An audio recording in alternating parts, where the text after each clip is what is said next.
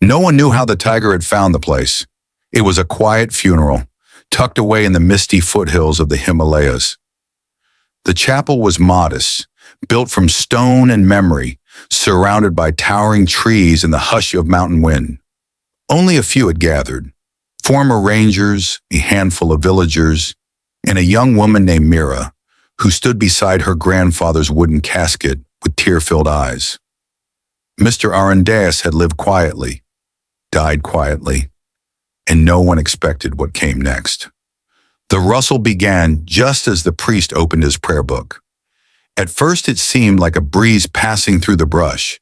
Then gasps rippled through the mourners as a tiger stepped out from the edge of the forest, massive, amber-eyed, marked by old scars.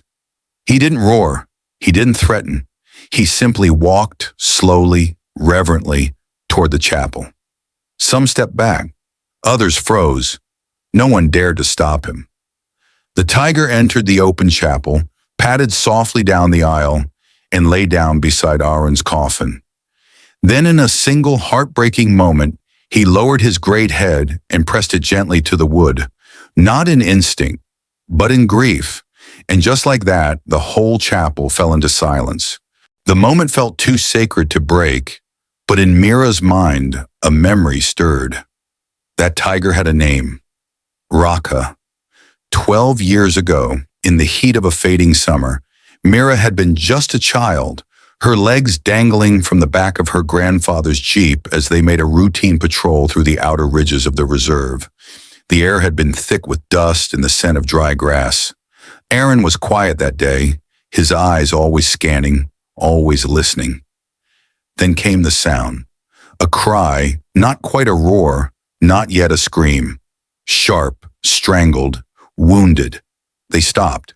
Hidden beneath a thicket of bamboo was a tiger cub, no older than a few months, thrashing in terror.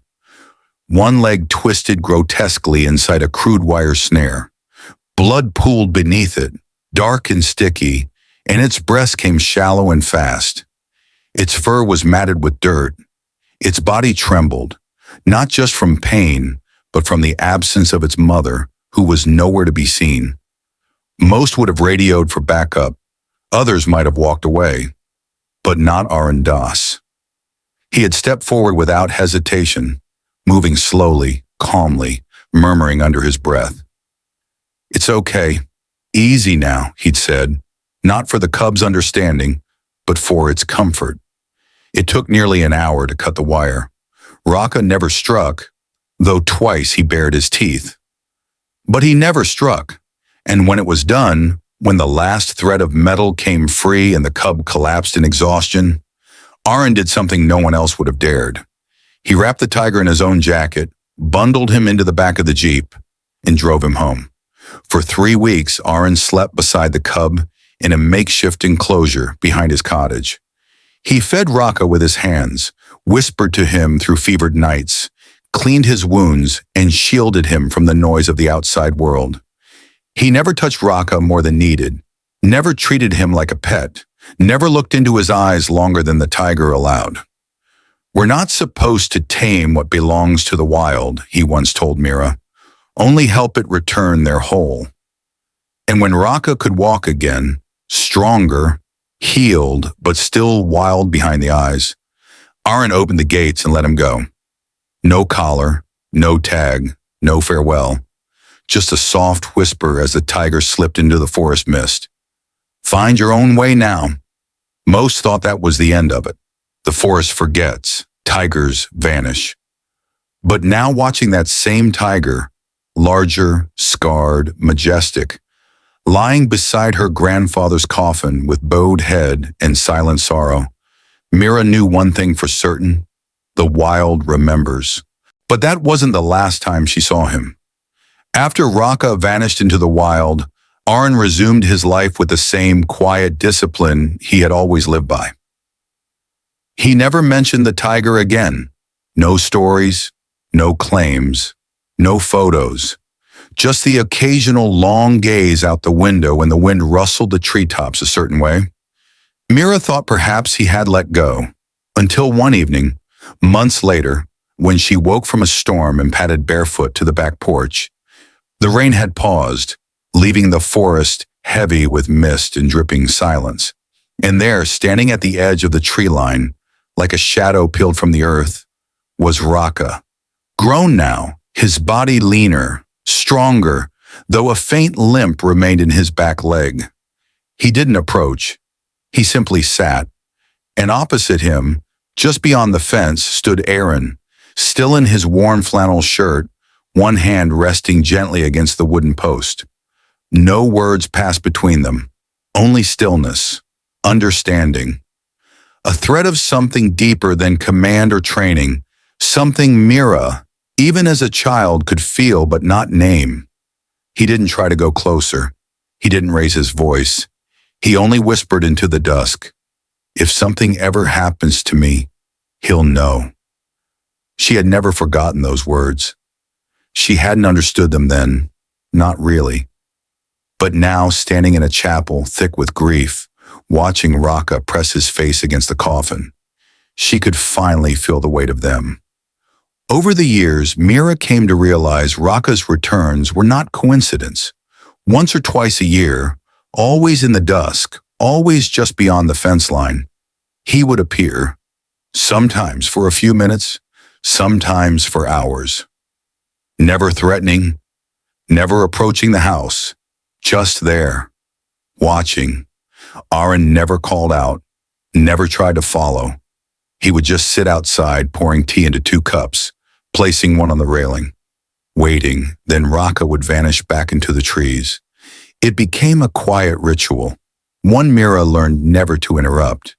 She once asked him why he didn't tell anyone. He simply shrugged. "Some bonds aren't made to be explained," he said, "and if you talk about them too much, they disappear." So he wrote instead, page after page in his old, weather-worn journal.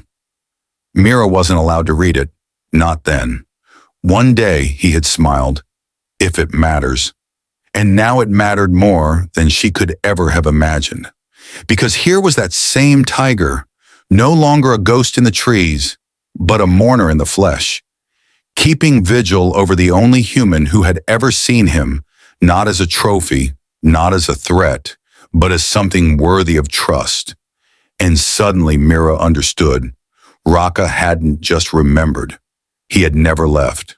After the funeral, the village slowly emptied, leaving behind only the weight of memory. Mira stayed behind. She lingered in her grandfather's home, quiet, dust-laced, and aching with absence. The scent of old parchment and sandalwood still clung to the walls. His boots were by the door, his tea kettle rinsed and upside down. Everything untouched, yet everything changed. That night, unable to sleep, she found herself drawn to the drawer Aaron had always kept locked. For years, it had been a mystery, something she was never allowed to touch.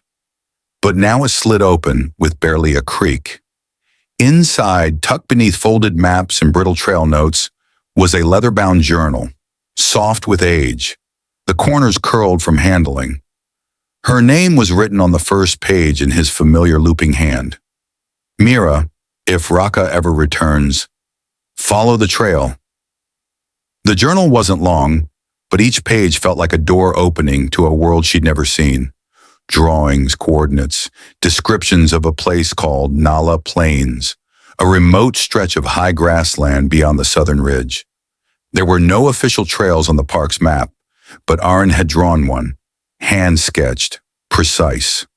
One entry stopped her heart. "She didn't make it. I buried her there, where he could always find her." Mira's breath caught. At dawn, she packed Arun's old satchel, slipped on his ranger jacket, still loose on her shoulders, and followed the map. The trail was overgrown, swallowed by vines and fog. Birdsong gave way to silence the deeper she walked.